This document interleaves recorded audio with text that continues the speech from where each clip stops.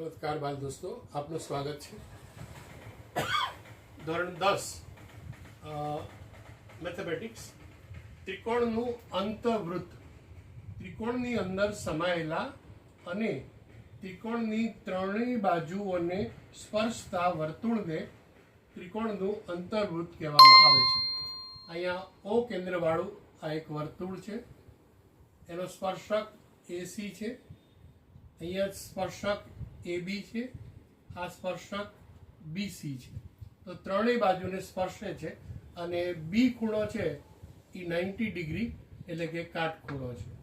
હવે સ્વાભાવિક આપણને ખબર પડે કે આ 6 હોય, આ 8 હોય, તો આ હંમેશા કર્ણ 10 હોય, કારણ કે 6 નો વર્ગ 36, 8 નો વર્ગ 64, સરવાળો 100, 100 નું વર્ગમૂળ 10, એટલે પાયથાગોરસ આપણને ખબર છે.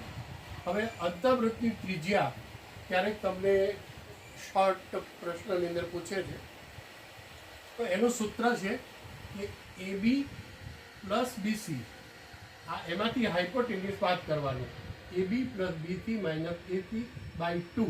હવે બધાની વેલ્યુ મૂકો. 6 plus 8 minus 10, 6 plus 8 is equal to 14, 14 minus 10 is equal to 4, 4 by 2. Therefore, અંતઃવૃત્તની ત્રિજ્યા 2 યુનિટ ઇઝ ધ આન્સર. બાળકો, જો ગમે તો લાઈક કરવાનું ભૂલતા નહીં. નમસ્કાર, અસ્તુ.